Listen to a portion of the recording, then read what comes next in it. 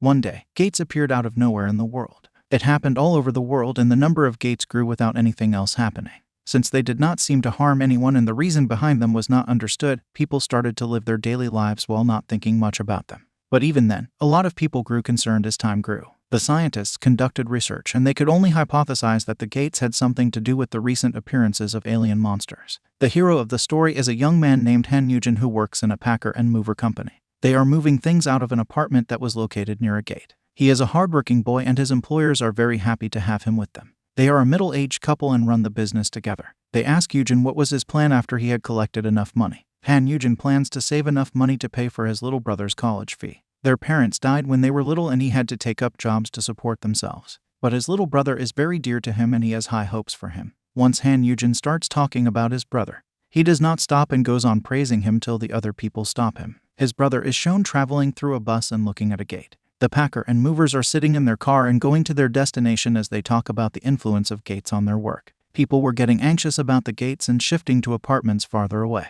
They discuss if the gates could actually be a hidden blessing, but Yujin notices something. The color of the gate was different from before. It was turning yellow from its regular blue color. But suddenly something strikes the back of their car, and when Han Yujin goes out to see what it was, he finds a bird-like monster. He is frozen stiff as the monster attacks the car and almost crushes it. He is terrified when he sees that the sky is full of these pterodactyl-like monsters. The gates later came to be known as the door to other worlds, called the dungeons, from where the monsters came out if they were left alone for too long.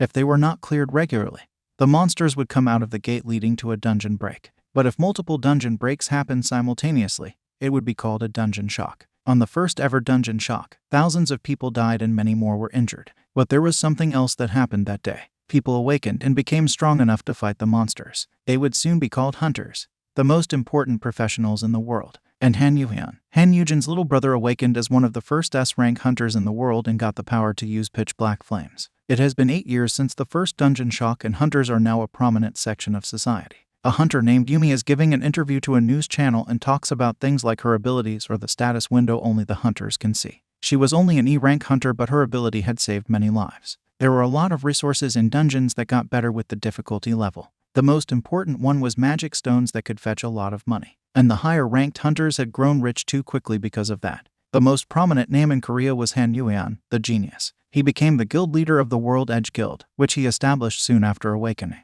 The reporters ask Yumi if she also got rich, but she tells them that she only wanted enough money to send her siblings to college. But then the news channel tells that the hunter in this interview died in a dungeon raid earlier that day. She was sent to the hospital but could not be saved. A man is watching the news and he is drunk and beaten up, but he also seems sad and depressed about her passing. The next day, some hunters are ready to enter a dungeon and Han Yujin is with them. He is only an F-rank hunter and his nickname is Nurturer, but some people have problems with him joining their group. The leader tells them that he is really cheap labor and it would be a good idea to have him. But the hunter who has a problem with him thinks it was not wise. It was known that Han Yujin was useless in dungeons, and many times he was the only survivor of the groups he joined. It was almost as if he brought bad luck to the groups he joined. Even his own brother had abandoned him because he was pathetic. But Yujin gets angry at the mention of his brother and holds the collar of the man bullying him. He tells him to shut up and not take the name of his asshole brother. But the bully is a D-rank hunter and kicks Yujin to the ground. He tells him that he should mind his behavior around everyone because he was just a lowly F-rank hunter. If he was bothered by others, he should run to his brother, but even that would not do him any good as his brother hated him.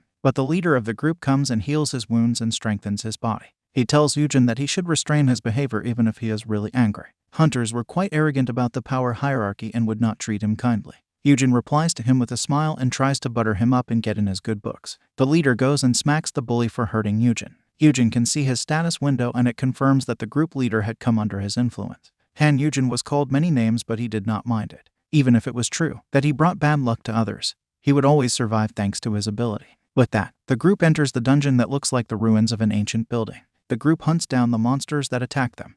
But it is only a D-rank dungeon they have cleared many times. The hunters are gathering magic stones by defeating the monsters, but Yujin has to mine them from the walls. The hunters had made a rule that they could hunt monsters and keep whatever magic stones they got, while Yujin could only mine them from the rocks. Even then, he had to pay a large amount of them as a commission. He begins to remember his terrible past as he digs. When his brother awakened, he left home and formed the guild World's Edge. He became so strong and important that Yujin could not even meet him properly. Terrified by being left behind, Yujin signed a deal with a shady broker that promised he could awaken him. He was made to do disgraceful things, and even then he only awakened as an F-ranked hunter. The news spread rapidly when this happened. His name was dragged through the dirt by the media, and the broker also went back on his words and asked Yujin to pay a lot of money. Yuhan saved him from the debt, but he looked down on him and insulted him. He made fun of the title he received, Nurturer, the one who raises S ranks. But then Han Yujin injured his leg in a dungeon and Yuhan did not even pay a healer to treat him. He told him that it was for the best and that Yujin should quit trying to be a hunter and go back to being a nobody.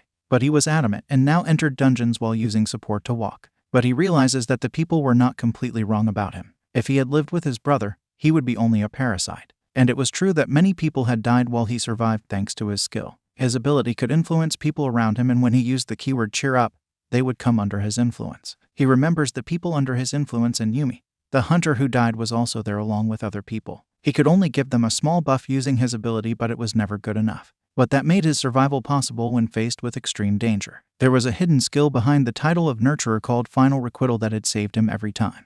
But just as he is thinking about this, he gets the information from his status window that his hidden skill Final Requital had been activated. His skills and ability stats had been doubled and his strength was also increasing. Han Yujin is perplexed about what was happening. He rushes to the group as he fears the worst. He could use his skill Final Requital to double the power of the people under his influence and use them himself. But there was a horrifying condition for that. The subject under influence must die before that. This was the reason he survived whenever his teammates died. And only his brother was alive among all the people he had influenced. Han Yujin reaches the place where the hunters were fighting. He finds that the leader is dead. He cannot believe that the entire party was wiped out in a D-rank dungeon. But then he spots the bully being crushed by the jaw of a three-headed dragon. The bully screams for help and curses Yujin for bringing bad luck to their group. But the dragon is no ordinary monster. It is Poison and Cursed Dragon King Rochters, a rank 1 dragon that has never been defeated before. How could a monster of this level have appeared in a D-rank dungeon? Yujin uses the ability of the leader and strengthens his legs to run away and tries to hide. But the dragon crashes the hiding spot and attacks him. Even when he strengthens his arms to shield the blow, Yujin finds that he cannot do anything against the monster. The dying memories of the leader flow into his mind as he tries to get up. His legs are weak and he is terrified. Both reasons do not allow him to run away. Han Yujin accepts his fate. But then suddenly, a fireball hits the dragon and explodes. Han Yuhan has come to save his brother and tries to get him away from the dragon's range. Yuhan fights the dragon head-on and can actually hurt the dragon. Yujin is awed by the skills and strength his younger brother displays. But even then he is not strong enough to defeat the dragon by himself. When the dragon spits poison, Yuan places himself in front of his brother and shields him. But the deadly poison breaks through the shield skill he had used and even his sword is damaged. Yujin realizes that his brother could not fight freely as he was trying to protect him. But then Yuan says that Yujin should have not come to a dangerous dungeon in his condition. He shouts that he had to still clean up after his elder brother's mess. Yujin is now convinced that his brother was not there just to save him but to show him his place. He decides to do something that will end this family drama once and for all. He runs to the dragon and just stands there, waiting for the dragon to attack him. Yuan does not understand what was going on and asks him to run. But Yujin has decided that he will die here and stop causing trouble for anyone else. Han Yuan thinks about where things started worsening between the two of them. As the dragon is attacking Yujin, he jumps in to save him and sacrifices himself. Yujin is shocked when he sees that his brother faced the dragon's attack and saved his life. He is suddenly terrified of what would happen now. They were the ideal brothers and had always lived for one another. But right now, Yujin was holding his wounded little brother in his hands. Yuhan asks him if he was injured at all while he was still bleeding out. He tells his older brother that the dragon falls asleep every 5 hours and he should just wait for 1 hour in hiding and then escape using a gate stone. Yujin cannot believe it. His brother, who was so cold to him, was now smiling at him. He tells Yuhan that his wounds needed immediate attention, but Yuhan tells him that it was too late. With that, he falls dead and Yujin receives a notice that Final Requital has been activated. He now could use twice the power Han Yuhan had for 1 hour. Yujin is furious at losing his brother and starts attacking the dragon. He keeps on thrashing the monster as Yuhan's memories come flowing into his mind.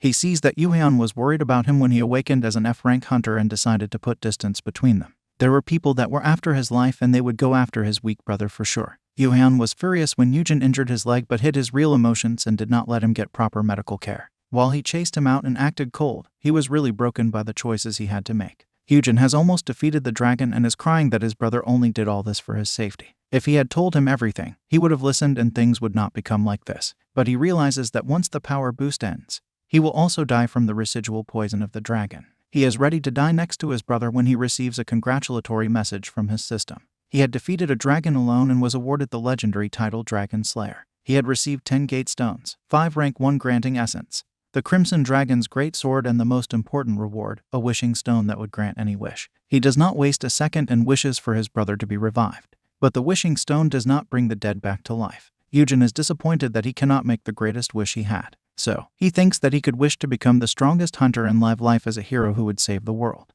But what he really wants is a chance to redo his life. He makes his wish to turn back time before he awakened his abilities so that he could live a peaceful life without bothering Yuhan. As the wishing stone grants his wish and time starts turning back, Yujin swears that he would not let a tragedy like this happen ever again. He wakes up with a jerk and finds himself in Yuan's office. He checks the things around him. He does not have a status window and he checks the time to confirm that he returned to 5 years ago. But the particular place and location he was in right now reminded him of something pathetic. He was dragged back from a broker's place who turned out to be a scammer. That meant that he would soon meet his brother in this very room. Han Yuan comes and scolds his brother for doing something foolish, but Yujin is relieved beyond measure on seeing him again. He rushes and hugs his little brother, apologizing for what he did. His brother did not know that Yujin had returned from the future and is confused why he was acting like that. But Yujin promises him that he will not cause him any trouble and live peacefully. He tells his younger brother that he loved him and thinks that he would forget about awakening or entering the dungeons. But he receives a notification from the status window he didn't have before. He was registered as an awakened person.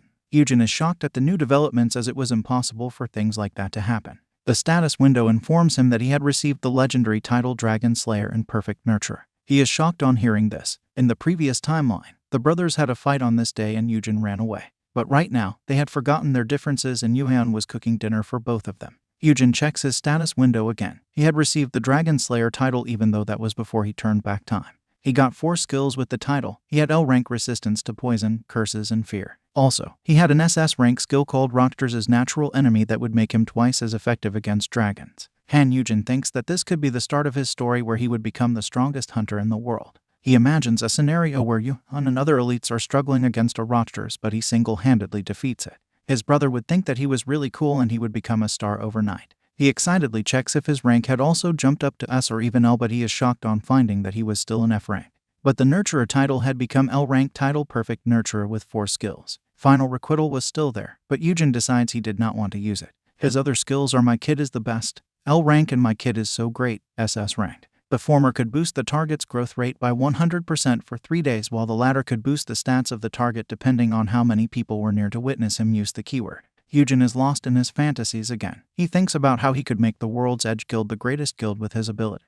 He would be respected as the man who had changed the guild into something so strong. But his dream is shattered when he learns that the keyword is I love you. He realizes it must have changed when he awakened this time, as he had told his brother the same words. But if he used this keyword too generously, he would definitely run into trouble. But there is one more skill he has, Promising Sprout, which is an S-rank skill that allows him to see which rank a person would awaken into. If he used the keyword at the time of awakening, the target would definitely awaken to that potential. Yujin thinks that it was the only decent skill he had right now. The dinner is ready and the two brothers start to eat. Yuhan reveals that he cooks for himself because he could not trust others easily because of his past experience. People had tried to poison and curse him when he was just a young boy trying to make his place in the world of hunters. That was before he had created his guild and other guilds wanted to remove him from their way. Yujin scolds his brother that he had not told him anything about this. Yuhan tells him that he did not want to burden him with this information. But more than that, he wanted to put distance between them so that those people would not go after him. He apologizes to Yujin that his decisions had spoiled their relationship. Yujin is happy that things were going perfectly because he had decided to turn back time. He deletes the contact number of the broker when Yuan asks him. But there is one more shock waiting for him. Yuan tells him that he was going to live at his place from now on. Yujin cannot believe it and tries to protest. But Yuan tells him that outside was not safe for him anymore, since it was not feasible for Yuan to let him be separated. The eyes of his enemies would turn to him eventually. Thus, Yujin had to live in his building forever without thinking of leaving. But Yujin is not going to give up and starts to walk towards the door. But it opens before he reaches it and there is a person standing at the door to deliver some boxes. Yuan had brought all of Yujin's belongings to his building and he had nothing to go back to. He tells his brother that since they patched up their relationship, there was no reason for them to live separately. Yujin is frustrated that his brother had suddenly become so protective of him and cannot believe it. With this, the video ends here.